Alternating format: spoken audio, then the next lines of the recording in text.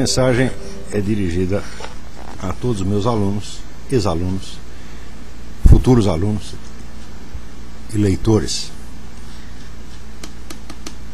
Quando eu comecei o meu seminário de filosofia em 1987, o objetivo principal era tentar formar uma nova geração de intelectuais brasileiros livre dos vícios que tinham transformado a vida intelectual no Brasil numa palhaçada comunista indigna da menor atenção, exceto como objeto de desprezo.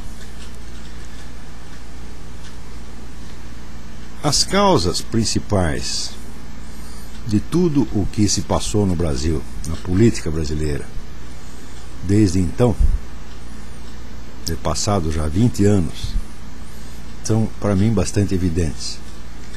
Em primeiro lugar, a deterioração da Igreja Católica, que a partir do Concílio Vaticano II foi sendo cada vez mais infiltrada por comunistas, uns mais ostensivos, outros mais camuflados, e que foi, aos poucos, perdendo toda a sua força espiritual e a sua capacidade de irradiar sobre a nação uma influência benéfica. Eu sei que hoje fica até difícil para as pessoas que nasceram já nas últimas décadas e que viveram dentro disso como um fato consumado, compreender de que eu estou falando. Mas para aqueles que ainda têm alguma recordação do que era a intelectualidade católica, vamos dizer, todas as primeiras décadas do século XX, e que tem ideia do poder, do vigor intelectual com que essa intelectualidade reagiu às tendências ideológicas brutais do século XX, pode medir a diferença entre o que a Igreja Católica era antes do Concílio Vaticano II e no que ela se transformou depois. Pode-se dizer que o Concílio realizou plenamente o programa traçado 30 anos antes, porque o Concílio foi em 1963, 30 anos antes foi traçado o programa da ação comunista para a Igreja Católica por Antônio Gramsci. Gramsci dizia: nós não devemos combater a Igreja Católica, nós devemos entrar nela, esvaziá-la do seu conteúdo espiritual e transformá-la numa caixa de ressonância para a nossa própria mensagem. E isto foi feito assim à risca e foi feito com um sucesso enorme. Eu hoje acredito que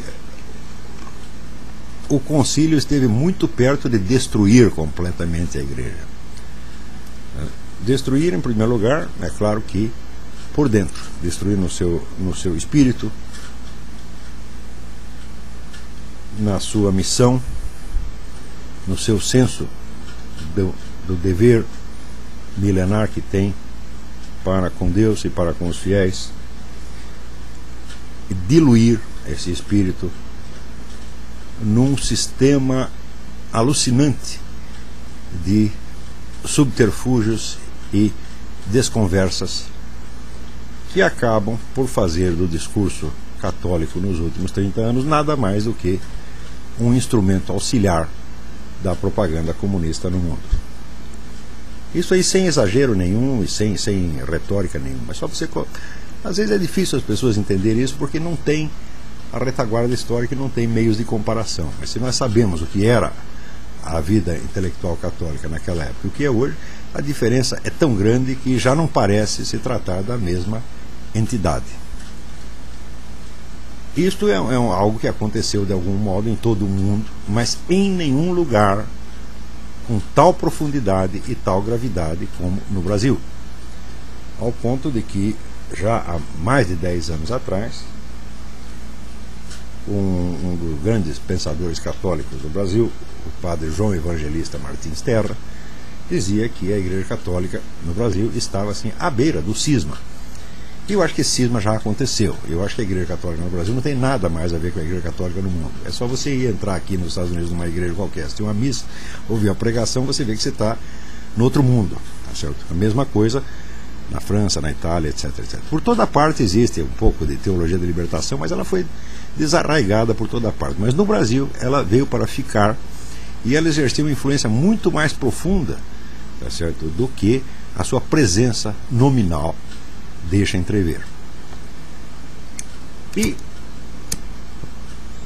a segunda causa foi, vamos dizer, na esteira dessa decadência da Igreja Católica, foi a destruição da intelectualidade brasileira em geral, tá certo?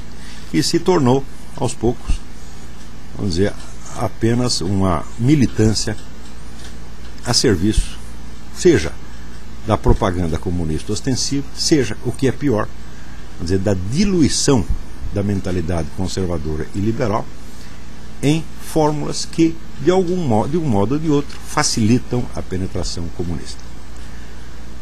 Vamos dizer, dos elementos mais graves dessa penetração é, vamos dizer, a disseminação daquilo que eu chamo de pragmatismo supra-ideológico.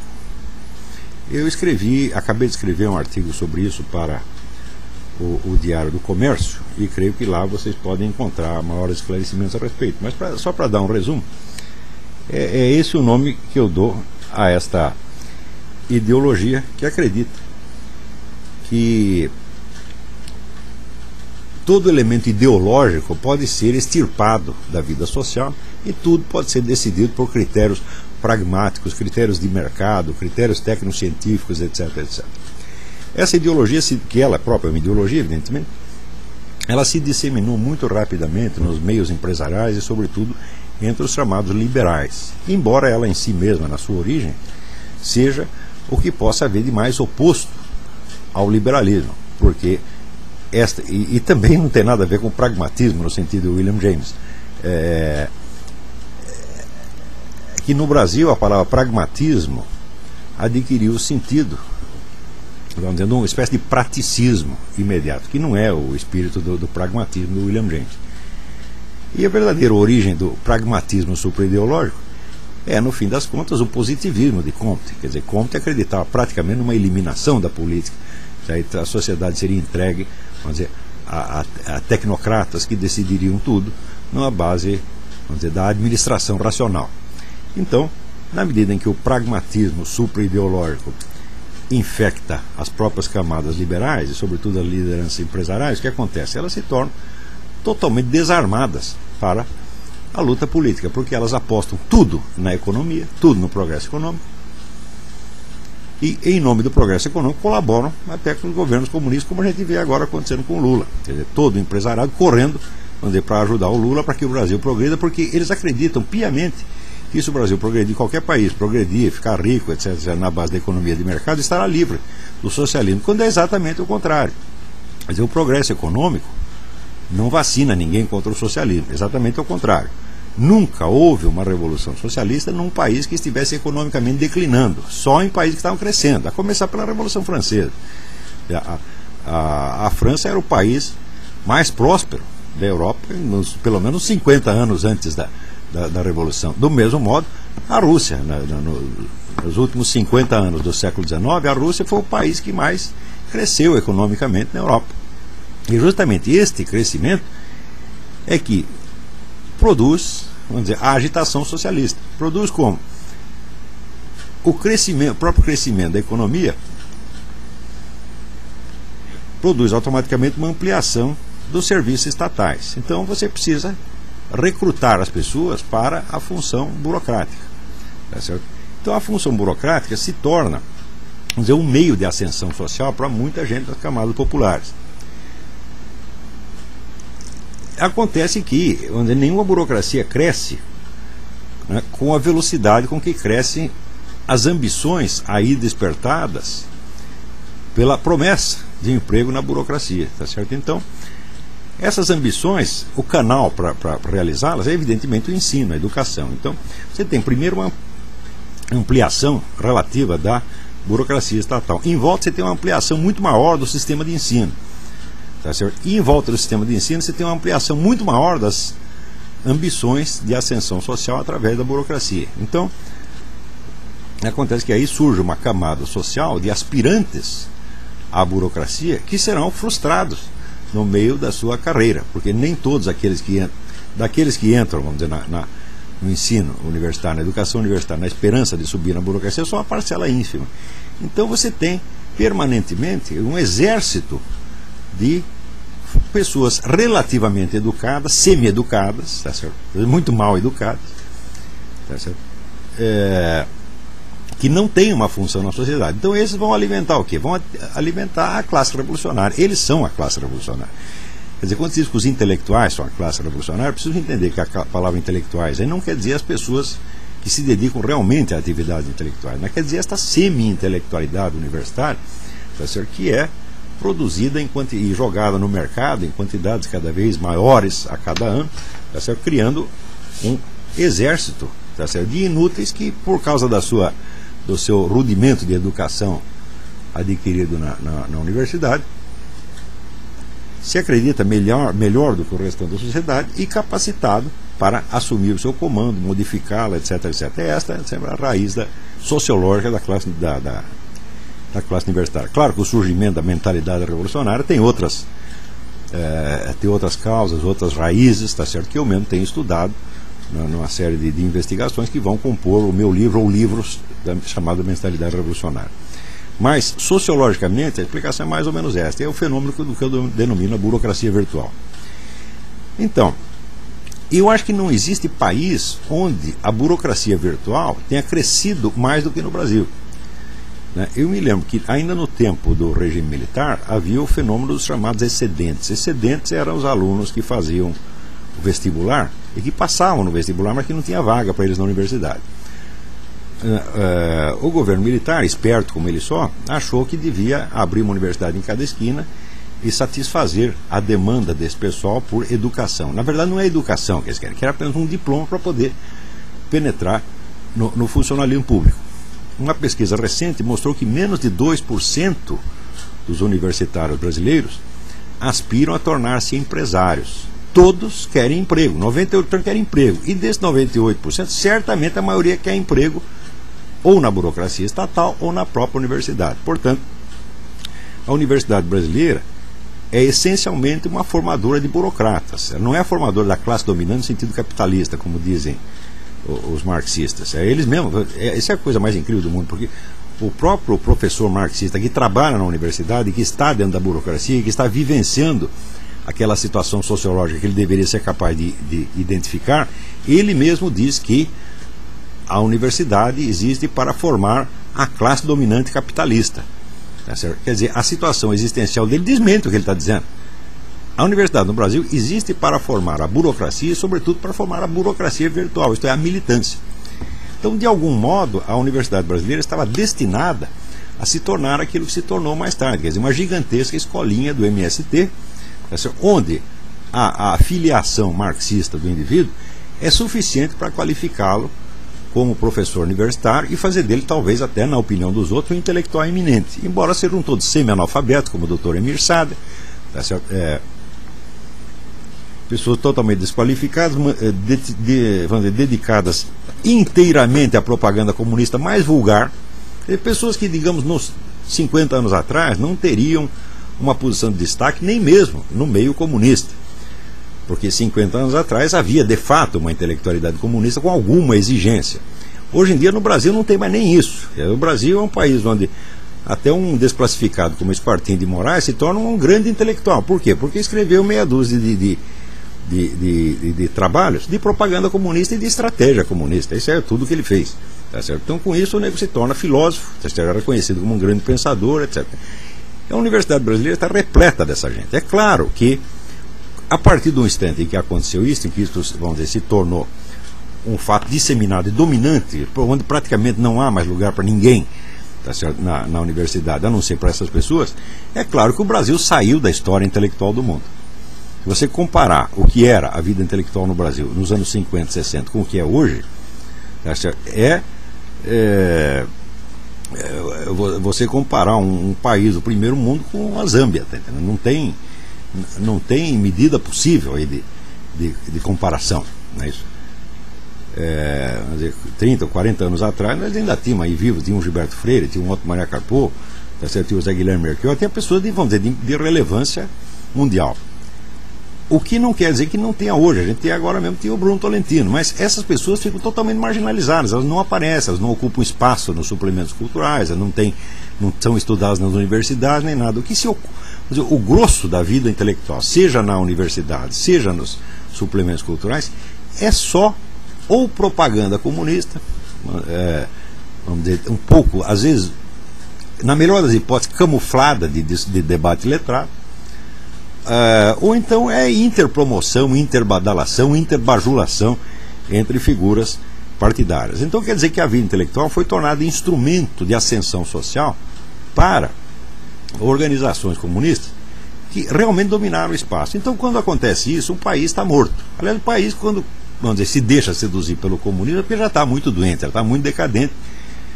Então é mais ou menos como o indivíduo se deixar seduzir pelas drogas. Quer dizer, a experiência das drogas é uma coisa que o nego faz quando ele já está, por assim dizer, com o pé na cova. Ele já está querendo se destruir, então a droga ajuda a se destruir mais rapidamente. O comunismo é exatamente a mesma coisa. É a tentação final, né, que completa uma descida. Ele está descendo para os infernos. Ele chega na porta do inferno e bate. Na hora que bate, ainda entrega a droga ou a carteirinha do Partido Comunista. Tendo visto essa situação naquele tempo e tendo claramente uma certa antevisão do que viria nas décadas seguintes, e graças a Deus eu fui dotado com essa capacidade de fazer prognósticos históricos relativamente certos, não por adivinhação nem por dons proféticos, mas por análise histórica muito bem fundamentada. Então naquela época eu já tinha mais ou menos percebido o que vinha por aí.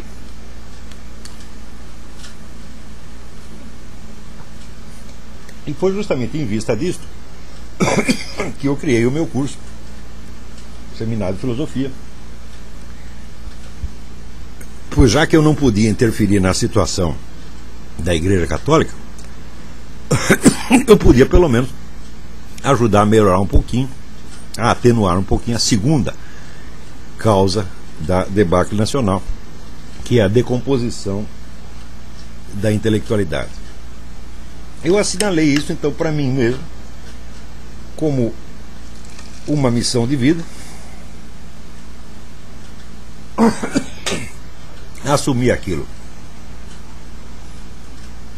consciente da dificuldade enorme do empreendimento,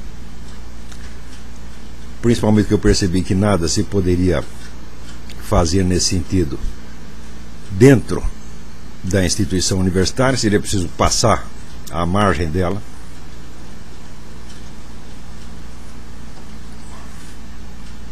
E de certo modo vencê-la e subjugá-la pela qualidade da nossa produção, pela qualidade do nosso trabalho. Então eu comecei com esse espírito, por assim dizer, missionário. No começo, as pessoas que se apresentavam para o curso nem mesmo entendiam qual era o objetivo daquilo, porque a vida cultural brasileira tinha se tornado tão decadente, tão burocratizada, que as pessoas só entendiam a atividade intelectual ou como show business ou como atividade profissional universitária. Eles não entendiam, vamos dizer, a busca de conhecimento, tá certo? Ou a aquisição de cultura como uma atividade que existe em si mesma e que na verdade é o centro inspirador de tudo isso. Então a vida cultural, a vida intelectual passou a ser uma função ou da mídia ou da universidade, em vez de ser, ao contrário, como sempre tinha sido, ela mesma a inspiradora dessas duas instituições e o motivo para a existência delas. Então aí chegou-se à alienação total, quer dizer, aquela inspiração, aquele desejo, aquele objetivo, né, em vista do qual são criadas as instituições, são criados os meios, acaba sendo sufocado por essas instituições e por esses meios que se tornam eles próprios os fins. Mas aos poucos eu fui conseguindo transmitir às pessoas uma noção da vitalidade e da força da própria ideia de vida intelectual. Um livro que me inspirou nesta época foi o livro do padre Antonin Sertignan, que se chama La Vie Intellectuelle, a vida intelectual. Esse livro praticamente decidiu a minha vida, tá certo? Muitos anos antes disso. E o livro foi das obras que me inspiraram para montar o seminário de filosofia. A ideia central do seminário, da estratégia dele, era tentar mostrar às pessoas a vida intelectual não como uma ocupação social ou profissional, muito menos como um hobby, tá certo? Mas como um estilo de ser, como uma maneira de viver e como um corpo de valores que deve orientar a construção da sua personalidade. Então o curso não se destinava, vamos dizer, a abrir carreiras para as pessoas, tá certo? E nem mesmo a habilitá-las para determinadas atividades concretas, seja no meio universitário, seja na mídia, seja no show business, etc, etc. A atividade principal era a autoformação da personalidade, usando como instrumento essencial a busca do conhecimento e a ampliação da cultura pessoal e a qualificação do indivíduo para as tarefas científicas, filosóficas e artísticas superiores, consideradas independentemente da estrutura social e econômica na qual iriam se apoiar. Em suma, a ideia era fazer intelectuais, pensadores, artistas de altíssimo nível. Mais ou menos do estilo que existia, por exemplo, no Brasil nos anos 30. Para vocês terem uma ideia de como era isto, o que era ser um escritor no Brasil nos anos 30? Eu vou lhes dar um exemplo. O exemplo é, por exemplo, o meu falecido amigo Herberto Salles. O Herberto Salles era um sujeito do interior da Bahia, comerciante do interior da Bahia, que ficou durante anos e anos a fio estudando a obra dos grandes ficcionistas, Stendhal, Balzac, Dickens, adestrando-se no uso da língua portuguesa e coletando a linguagem da zona de mineração que existia na Bahia. A Bahia era uma zona importante de mineração na época. E ele visitava frequentemente ali essas minas, conversava com os mineiros e ia anotando todo o vocabulário específico daquela região. Isso foi anos e anos e anos de trabalho.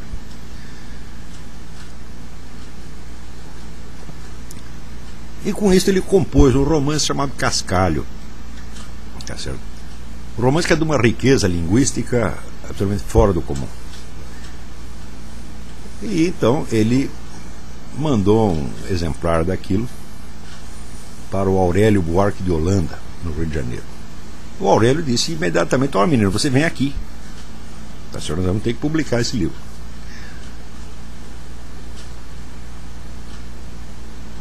Um episódio semelhante, um trajeto semelhante aconteceu com o grande romancista brasileiro Graciliano Ramos. Graciliano Ramos era também um comerciante, só que em Alagoas, no interior de Alagoas, e era uma pessoa tinha boa reputação na região. Chegou a ser prefeito de uma cidadezinha, Palmeira dos Índios. E ele, cada fim de ano, ele fazia um relatório para a Câmara de Vereadores. Por uma coincidência, 2 desses relatórios chegaram ao conhecimento do poeta Augusto Frederico Schmidt, no Rio de Janeiro, o qual era também um empresário e editor. E o Schmidt leu aquilo e falou: esse sujeito é um escritor, isso aqui está muito bem escrito, está bem escrito demais, tá certo? Quer dizer, é claro que esse camarada é um escritor no sentido eminente do termo, então ele deve ter um romance na gaveta, tá certo? Eu conto esses dois episódios para vocês verem como os intelectuais de grande reputação na capital do país, que era o Rio de Janeiro, eles estavam atentos para a descoberta de talentos no Brasil. Isso por um lado. Por outro lado, você vê que naquela época o escritor não era o sujeito que publicava livros. Publicar livro qualquer um pode fazer. O escritor era um indivíduo que se adestrava no domínio da arte e que tentava ser o melhor possível, mesmo que ninguém jamais o conhecesse e mesmo que nenhum de seus livros jamais viesse a ser publicado. Portanto, a atividade de escritor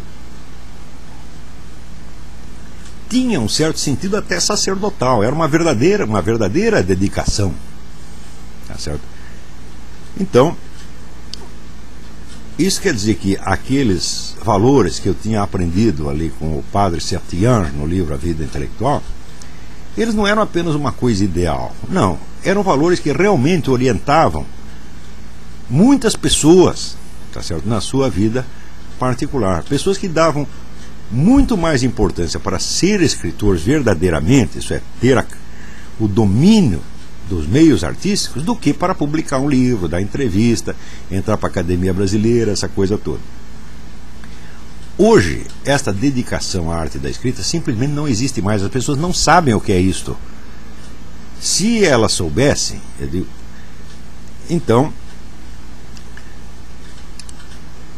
perceberiam o que aconteceu no Brasil nos últimos 30 ou 40 anos. Perceberiam que a literatura brasileira acabou. Tá certo? E que, no máximo, sobrou aquilo que se chamava vida literária. Né? Existe um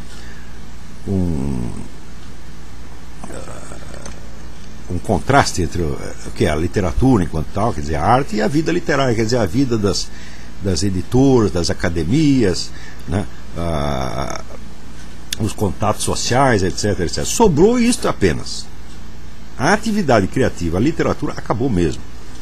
Ela quase foi revigorada um tempo graças a este aporte fabuloso que foi a vinda do Bruno Tolentino, tá certo? Que é um indivíduo cuja carreira não é devida ao meio brasileiro de maneira alguma, porque ele viveu 30 anos na Inglaterra. E ele, com o que ele aprendeu lá, ele veio e deu esta injeção de vitamina na literatura brasileira, injeção que ninguém aproveitou. As pessoas viraram as costas àquilo. Para você ver como o Brasil se tornou incapaz de assimilar a grande literatura, até os camaradas que em outras épocas eram capazes, se tornaram incapazes. Se você ler a crítica que o Wilson Martins, que é um crítico que outrora teve alguma consciência literária, fez do livro do Bruno, A Balada do Cárcere, onde a única coisa que ele reparou foi: isso aí é um protesto atrasado contra a ditadura. O livro não tem nada disso, o livro tem aspectos infinitamente mais importantes do que isso, mas olha no que este idiota vai reparar. Quer dizer, até pessoas que eram qualificadas perderam a qualificação para poder se adaptar mais ou menos à mentalidade reinante. Tudo isso pode ser resumido naquele famoso verso de Antônio Machado: "Quão difícil es quando todo baja, no bajar também." Quer dizer, como é difícil quando tudo está caindo, você não cair também. Tá certo? Então, o meu seminário de filosofia foi feito para ajudar as pessoas que não quisessem cair, as pessoas que quisessem conservar a sua qualificação para a grande atividade intelectual, tá certo? Mesmo que não pudessem chegar a exercê-la profissionalmente. Note bem que Graciliano Ramos já tinha 40 e tantos anos quando Schmitt descobriu aqueles dois relatórios e desconfiou que o sujeito era um romancista escondido. Tá certo? Então, isso é para você ver que naquele tempo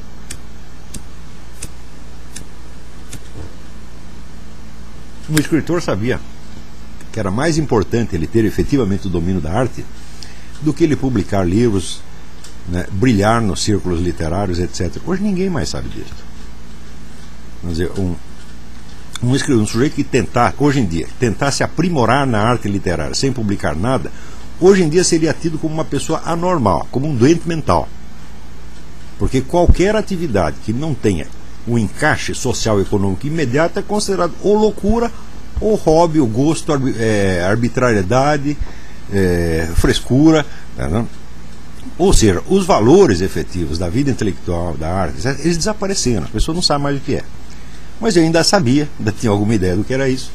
Sabia que sem isso a cultura brasileira ia se tornar, né, toda essa galinhagem que se tornou, e que era preciso tentar preservar alguma coisa e, se possível, lançar sementes maiores para o futuro. O objetivo inicial, claro, não era de ordem política, era de ordem cultural, quer dizer, preservar certas possibilidades humanas que estavam sendo esfareladas rapidamente pelo desenvolvimento da situação. Mas é claro que a significação política disso logo aparece e ela se evidencia, por exemplo, no meu livro O Imbecil Coletivo, tá certo? Que é um contraste entre a vida intelectual tal como nós a praticávamos, tal como eu a praticava e eu a transmitia aos meus alunos dentro do seminário, e o que nós vimos em volta nos suplementos literários, nas academias, nas universidades, etc, etc. A diferença de nível entre o que nós fazíamos e o que estava ali em volta era assim, absolutamente brutal.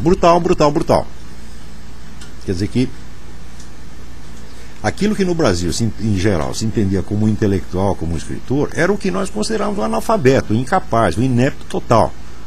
Porque a nossa medida de qualidade, a medida de alta exigência, era muito maior do que esses camaradas conseguiram sequer imaginar.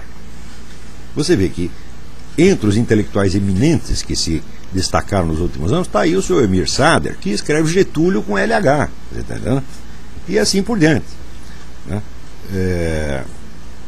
Se vocês notarem, por exemplo, você pegar esse manifesto de intelectuais feito aí em defesa do Quartim de Moraes e ver as notas que acompanham as assinaturas, vocês vão ver coisas do arco da velha. Quer dizer, você vai ver professor universitário que diz lá, escreve naziofascismo, outro que escreve, me chama de antiético, tá entendendo?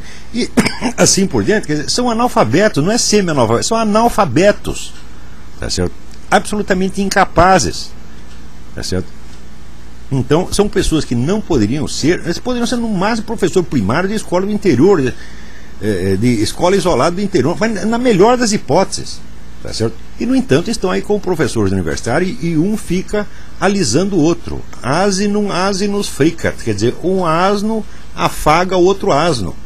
É o que nós estamos vendo no Brasil. É uma calamidade intelectual como nunca se viu no mundo. Não há nada de parecido em país nenhum. Quando você vê situações, vamos dizer, de extrema decadência, decomposição cultural, como aconteceu na Alemanha entre as duas guerras, aquilo, comparado com a situação brasileira, parece uma coisa paradisíaca.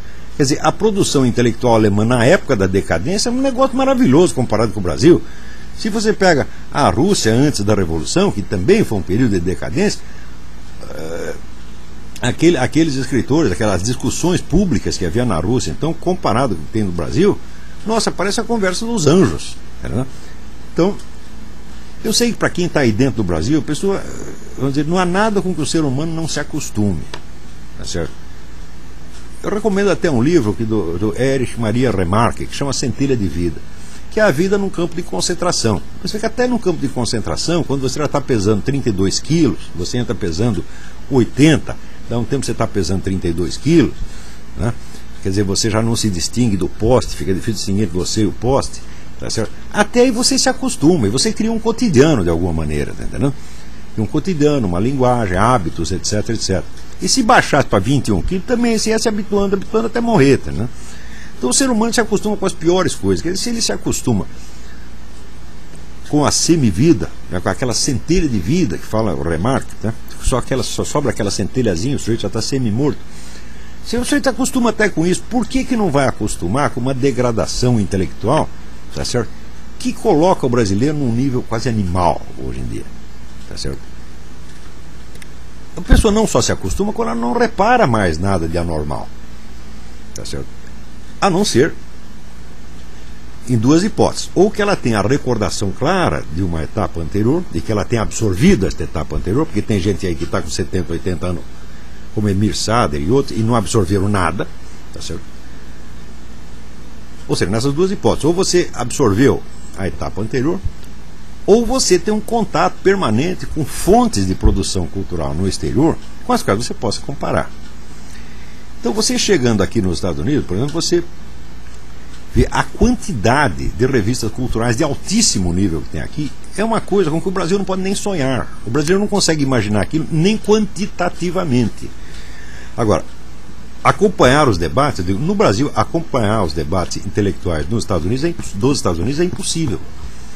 Se você pega os nossos suplementos literários, suplementos culturais, dirigidos por pessoas que são, então, onde são os donos da circulação das ideias, tá certo? Ou os debates na universidade, então, vamos dizer, são os outros acionistas majoritários da cultura brasileira, todas as pessoas são incapazes de acompanhar a circulação das ideias aqui, incapazes de acompanhar até quantitativamente, ou seja, incapazes de ter uma ideia formar uma ideia do volume. Não é isso? Então, como o nível de inteligência, de consciência da igreja e da intelectualidade baixou a esse ponto, você imagina quanto baixou a dos outros. Então, eu que dou aula já, comecei a dar aula antes do seminário de filosofia, muito antes, eu tenho aproximadamente uns 30 anos de prática de dar aula. Eu vejo a inteligência das pessoas baixar dia a dia. Eu vejo que as explicações mais simples criam dificuldade para as pessoas. Eu não consigo explicar mais nenhum conceito, por mais elementar que seja, que a pessoa não faça imediatamente milhares de confusões. E as confusões se expressam, sobretudo, em objeções mal feitas. Quer dizer, quanto menos o indivíduo entende, mais ele quer discutir.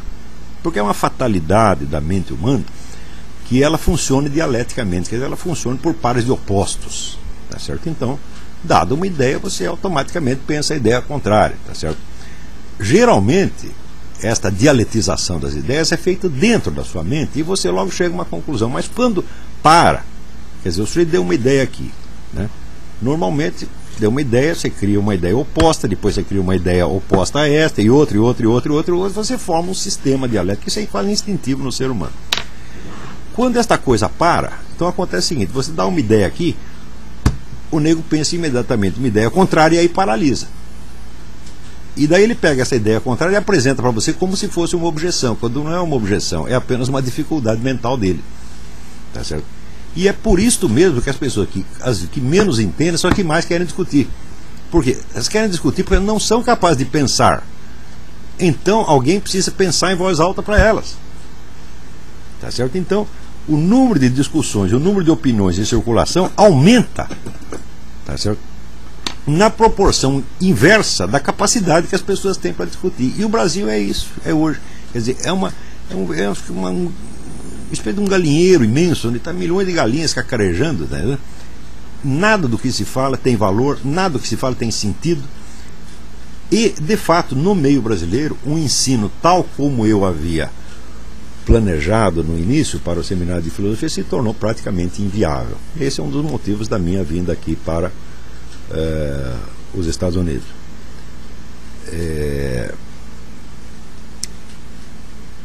Mas é claro que, tendo vindo para cá, esta atividade ela não parou.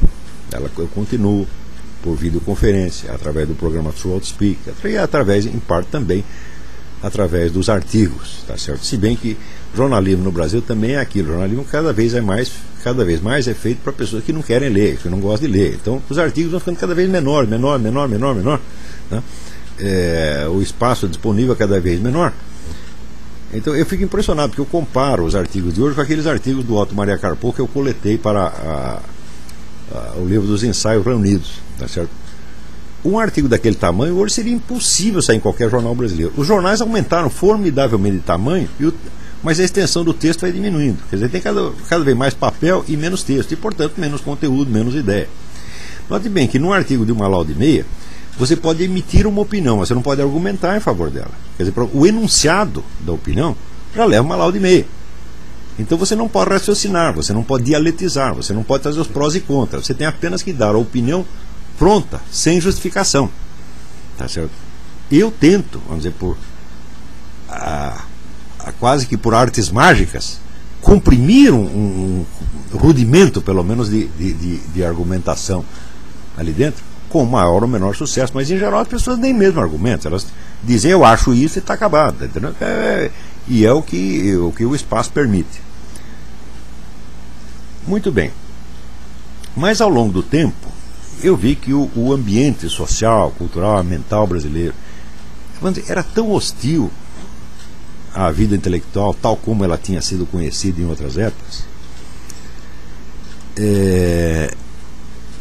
que a minha proposta mesmo era frequentemente mal compreendida pelos próprios alunos. Porque tinha muita gente que passava ali pelo curso, gostava até do curso, porque aquilo o animava, dava vamos dizer, tirava o sujeito do ambiente de estupidez cotidiana e lhe mostrava, vamos dizer, a existência de um outro mundo de conhecimento, um mundo luminoso, assim, mas o sujeito gostava de ver aquilo. Mas se você gostar de ver e você querer conquistar aquilo para você, é outra coisa, tá certo? Então, em primeiro lugar, havia esse defeito que eu vou chamar o diletantismo. Quer dizer, eu ia na aula, de certo modo, alguns diziam, eu venho aqui para recarregar as baterias. Quer dizer, ele ia lá, levava uma injeção de inteligência, se sentia inteligente por 15 minutos, e aquilo lhe dava um certo ânimo de continuar vivendo, tá certo, o resto da semana. Né? Outros que eram um pouco mais estudiosos, esforçados, eles vinham ali com a ideia de entrar na vida intelectual, não no sentido que eu estava propondo, mas no sentido da atividade social correspondente. No sentido que eu estava propondo, tá certo?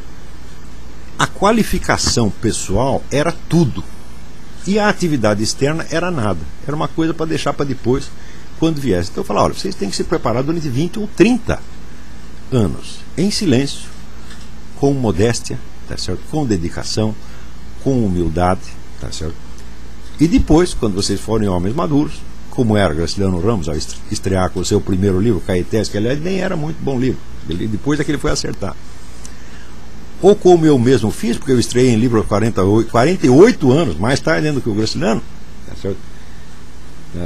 O Graciliano e o Jorge Bernanos eram consideradas estreias muito tardias, porque eram 43, 42, 43 anos. Eu fui mais tardio, fui 48. Tá certo? Mas no Brasil era preciso fazer isso. Quer dizer, a situação era tão calamitosa que era necessário formar pessoas que tivessem uma grande força interior, tá certo? Uma grande dedicação aos valores supremos da vida intelectual, da vida espiritual, etc. Daqui a pouco eu esclareço mais a ligação entre vida intelectual e vida espiritual. Acontece que os negros lá estudavam 1 ano, 2 anos, já que começavam a querer escrever na mídia, aparecer, dar palpite, etc. Quer dizer, dispersavam. Eu chamava isso de ejaculação precoce, tá certo? O que esse pessoal todo produziu? Nada que preste. Quer dizer, foram lá buscar 2 minutos de fama. Eu falei, mas não é nada disso que eu estava propondo. Eu estava propondo uma longa formação, tá certo? Um longo trabalho discreto, silencioso, humilde, como aquele que eu mesmo fiz, tá certo? Porque eu não comecei a dar palpite em público antes dos 40 e tantos anos, tá certo? Eu me preparei longamente para isso. Eu queria que a pessoa fizesse a mesma coisa, fizesse o que fez o Herberto Salles, que fez o Graciliano Ramos, e o que eu mesmo estava fazendo. Ou seja, uma vida de dedicação com um espírito verdadeiramente missionário, né? E eu vi que ninguém praticamente pegou isso. Por quê?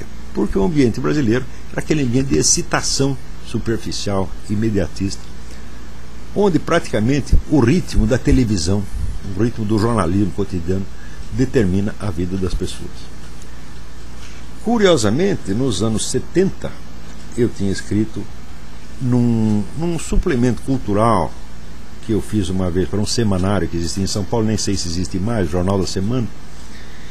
Eu escrevi um artigo que se chamava Imprensa e Cultura, e que eu dizia que, pelo menos no Brasil, estava bastante claro, vamos dizer, que a existência de uma cultura independente da mídia estava com os dias contados. Quer dizer, a mídia, o jornalismo cotidiano e o show business iriam engolir totalmente as manifestações culturais, de maneira que as pessoas não chegariam nem mesmo a conceber o que é cultura fora das atividades aí desenvolvidas. Ou seja, só entende a cultura como uma atividade social, não como posse, tá certo, de certas qualidades por um indivíduo, não como cultura de si próprias, não como aprendizado e autoqualificação, tá certo? Então, o sentido mesmo do que é ser um homem culto havia desaparecido completamente. Havia somente as atividades culturais e não mais pessoas cultas, ou seja, tudo tinha se transformado apenas em simulacro, em esteroidade. Era um mundo de papelão, e justamente para impedir que tudo se transformasse em coisa de papelão é que eu inventei este seminário.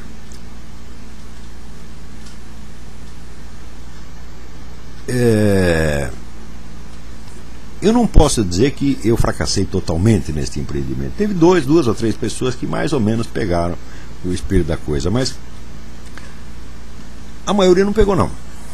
A maioria ainda acha que está ali, faz aquele curso, ele adquire algumas técnicas, porque o brasileiro tem essa coisa da técnica, né?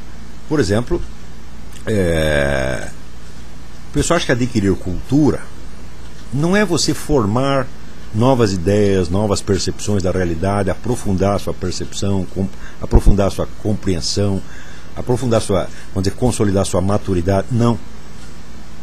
Adquirir cultura é adquirir técnicas para você expressar a visão do mundo que você já tem. Tá certo?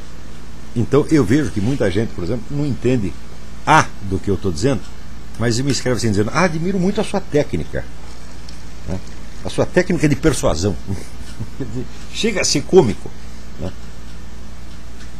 De tudo que você está fazendo, o indivíduo pega aquilo que ele acha que é uma técnica de persuasão.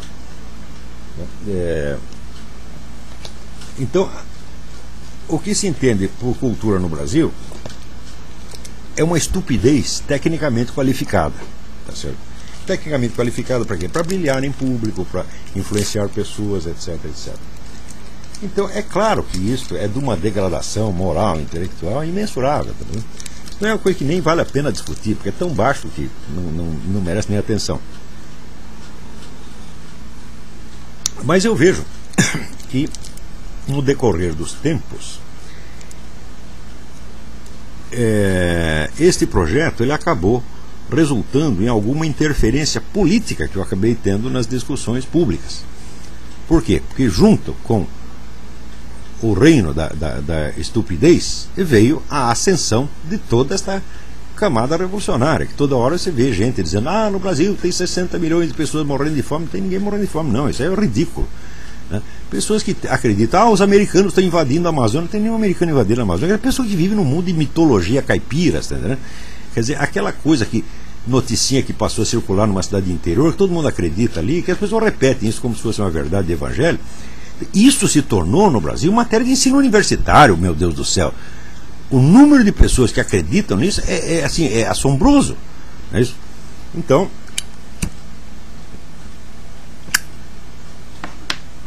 e não adianta absolutamente você avisar as pessoas disso aí, tá certo?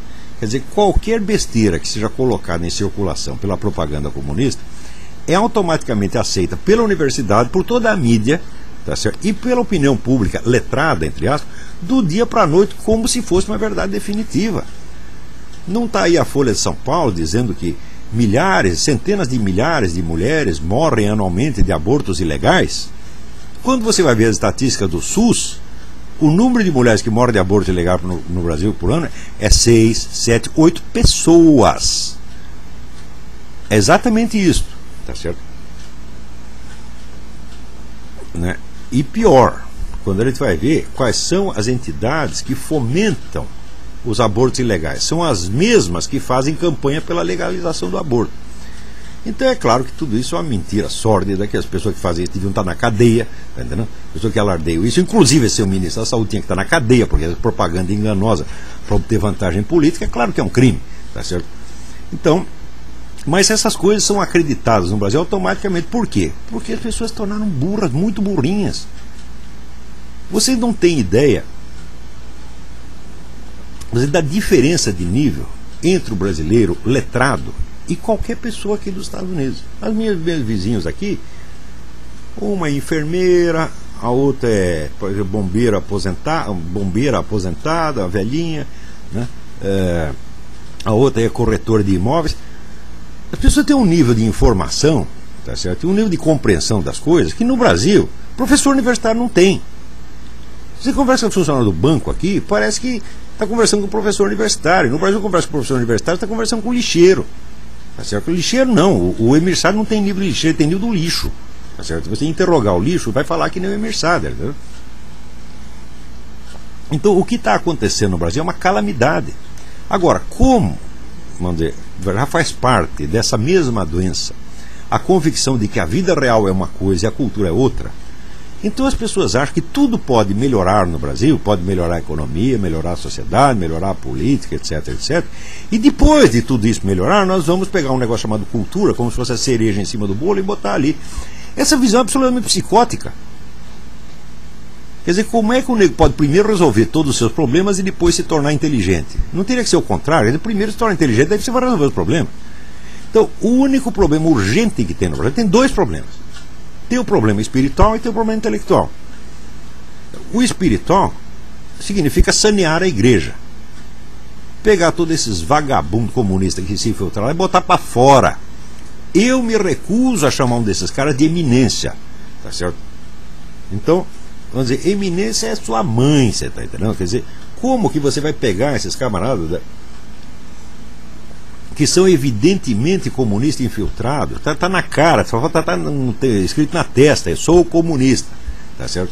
Ora, quem é comunista ou colabora com o comunismo está automaticamente excomungado, de acordo com o decreto de Pio XII, que foi depois, vamos dizer, confirmado por João XXIII. Qualquer colaboração com partido ou regime comunista é excomunhão automática. Então, se eu estou conversando com o nego, eu sei que ele já é um excomungado, ou seja, ele não é sequer um membro da igreja e está lá vestido de cardeal, eu vou tratar de eminência? Ora, que palhaçada é esta? Não tem eminência nenhuma ali, pô. Agora, pela situação da igreja, eu posso fazer pouca coisa, tá certo? Eu não tenho qualificação nenhuma para fazer pregação religiosa, nem para converter os infiéis, etc. O meu campo não é esse, meu filho. O meu campo é o da educação do intelecto. E o intelecto é a coisa básica, inclusive para a atividade religiosa. Por quê? Porque aquilo que você crê depende daquilo que você entende, meu filho. Tá certo? Quer dizer, você não pense que o simples fato, tá certo, de você subscrever certos artigos de fé torna você um cristão. Não torna de maneira alguma. Tá certo? Porque o cristianismo seu, ele vai estar em duas coisas. Ele vai estar no conteúdo dos seus pensamentos efetivos, aqueles pensamentos que você tem por dentro, e vai estar na substância das suas ações reais. Ora, se você tem pouca consciência de si, tá certo? Se a sua vida mental é apenas uma superfície, uma tela de superfície, tá certo? Em cima de uma confusão inconsciente medonha que tem dentro de você, e se você vive só na superficialidade, no falatório, e não tem ideia das camadas mais profundas da sua personalidade, você não sabe o que você está fazendo. E você não sabe nem quais são os seus pecados. Você não se conhece. Sem o autoconhecimento não existe cristianismo. Por quê?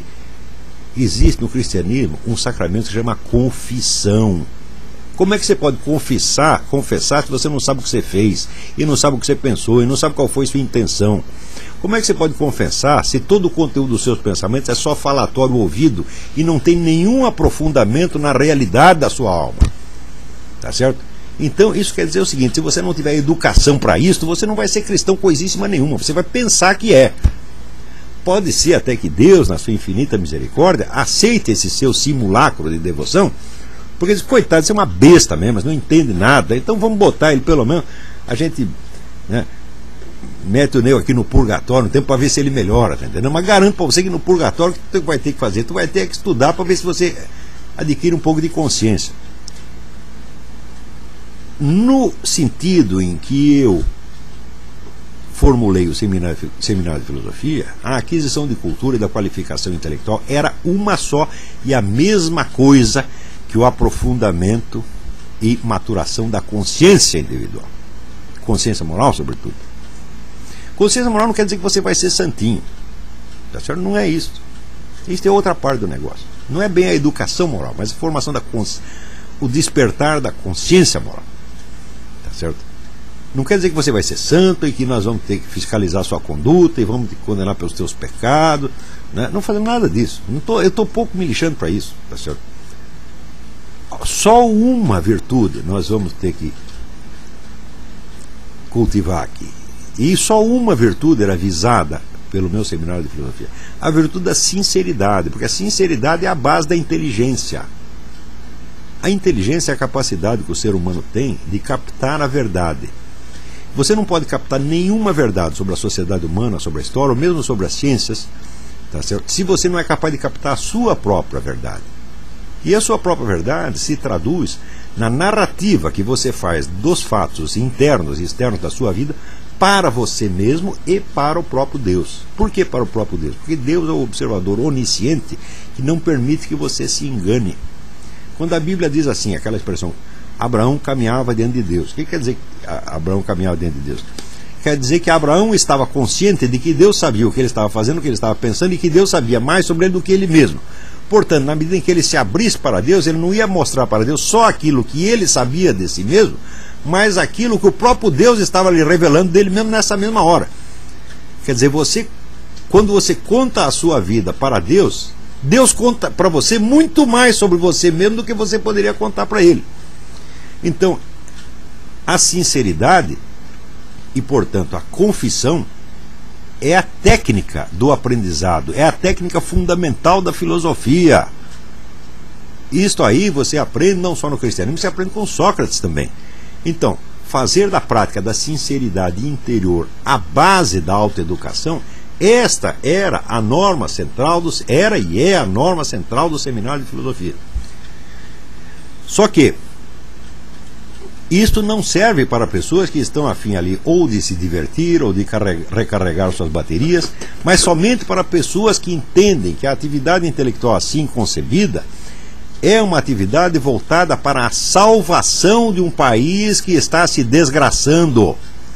É a qualificação de pessoas para o exercício de uma função de emergência.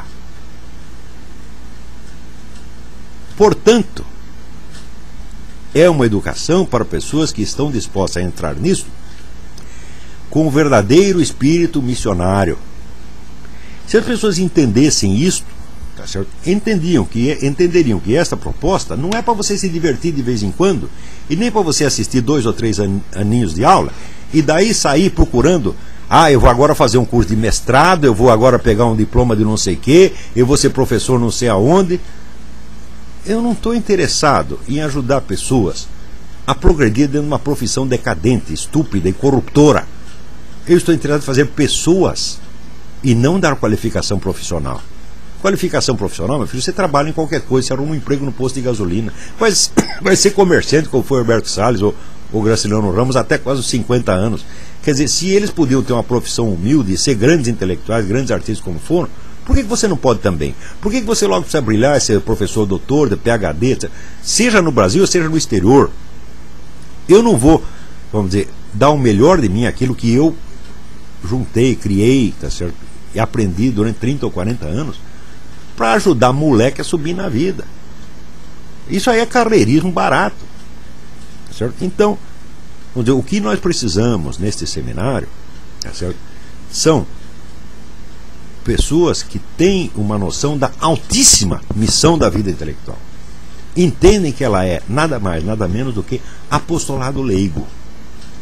Ela é parte da atividade cristã, parte integrante, e muitas vezes uma parte muito mais importante do que esses padres e pastores estão desempenhando aí. Agora, não é porque eu não estou falando em linguagem de Bíblia, não é porque eu não estou falando em linguagem religiosa, que a minha atividade não é apostolado. É apostolado sim, meus filhos. E vocês têm que entender isto. Tá certo? Frequentemente, mais importante e mais vital do que você ficar rezando na igreja, tá certo? E juntando dinheiro para a coleta da igreja. Eu sei o seguinte, quando você vai e dá dinheiro para o pastor, você acha que você está contribuindo para a causa de Deus. Agora, se você vem aqui e paga uma mensalidade deste curso, ou faz uma contribuição qualquer, você diz o quê? Estou ajudando o Olavo. Ajudando o Olavo é a mãe. Vamos parar com esta brincadeira. Isso é de uma incompreensão absolutamente vergonhosa. Tá certo? Eu não preciso da sua ajuda não, meu filho. Eu escrevo meus artigos, eu ganho meu dinheiro como profissional de imprensa e não preciso da sua ajuda.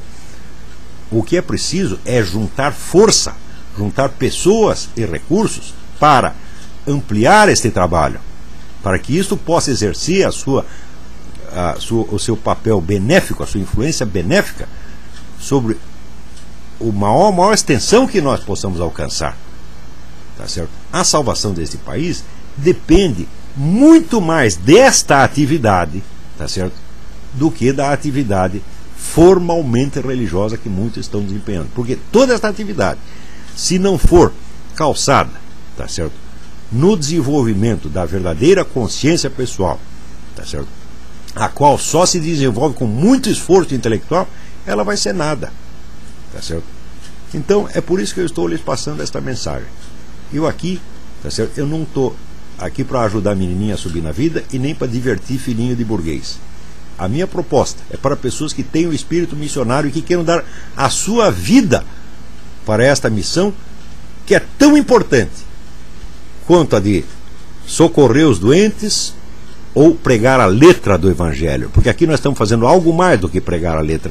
Frequentemente nós não nos referimos ao Evangelho aqui. Frequentemente nós usamos uma linguagem que não parece nada com a da religião. Só que é o seguinte, aqui nós estamos praticando a arte da verdadeira descoberta de si e da verdadeira confissão.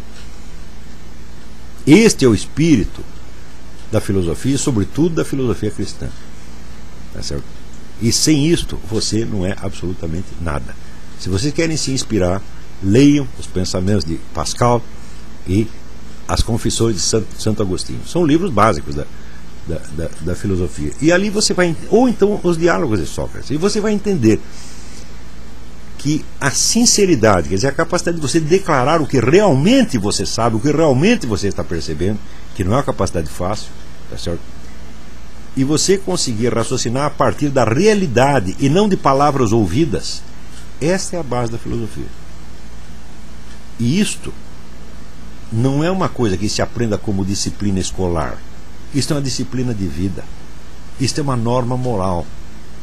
Aqueles que não estão interessados em aprender isso, eu não estou interessado em ensinar nada para vocês.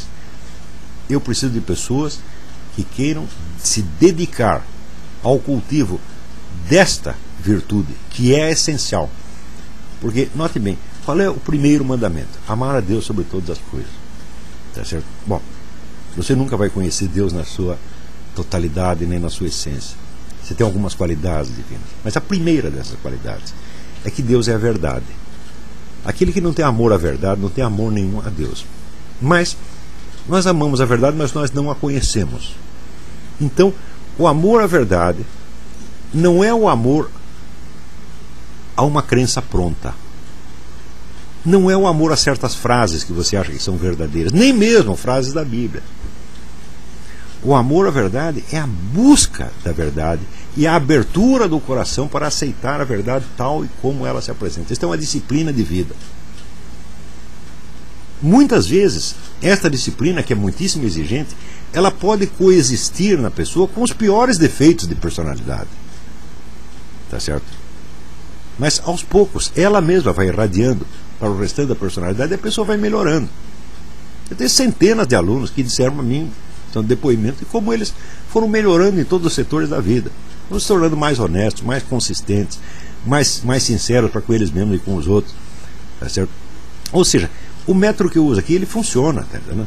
Agora, ele funciona se não basta só eu ter o método certo, é preciso que o aluno venha com a intenção certa, porque a educação é uma arte na qual o professor só cria o instrumento. A educação não é praticada pelo professor, a educação é praticada pelo aluno, meu Deus do céu. Quer dizer, a minha função aqui é como se fosse, vamos dizer, a do empresário de boxe. O empresário de boxe, ele não vai subir lá no ringue e lutar. Não, o que ele faz? Ele monta o ringue, ele cria o espetáculo, atrai o público, tá? E dá o treinamento para os caras, daí eles têm que lutar. Tá certo? Agora, se você não quer lutar, se você quer ser só espectador, então o seu lugar de fato não é nesse seminário. Mas note bem, o Brasil precisa urgentemente de uma geração de pessoas mais consistentes, mais firmes, mais verdadeiras, que possam discretamente e em segredo e aprendendo as coisas e criando uma consciência mais firme, tá certo? Daqui 30, 20 ou 30 ou 40 anos, ou 10, vamos ser otimistas, as pessoas podem criar uma nova cultura brasileira. Não dentro do establishment cultural e editorial, não dentro da mídia e não dentro da universidade, tá certo? Simplesmente criar essas coisas. Pode crer que tão logo haja obras que testemunhem esta conquista interior, elas terão uma força por si, elas se irradiarão por si. Tá certo? Como diz o Cristo, ninguém acende uma luz para escondê-la. Então, logo você tiver acendido, onde é a luz da sua consciência, e ela tenha iluminado a parcela da realidade, e você esteja em condição de verbalizar isto, tá certo? Não de dar opinião, porque dar opinião você pode dar agora, mas de verbalizar uma efetiva experiência interior da realidade, tá certo? Nós teremos criado uma nova cultura brasileira e ela se superporá a esta falsa cultura automaticamente, sem você precisar fazer nenhum grande esforço de propaganda. Esta era a minha esperança quando eu comecei o seminário de filosofia, e é nela que eu aposto ainda. Mas é claro que hoje eu estou mais velho e cansado e tive muitas desilusões no curso deste esforço, tá certo? Mas é a isso que dediquei a minha vida, e eu não vou mudar de caminho, né? A pior coisa do mundo é o sujeito dar certo na coisa errada, tá certo?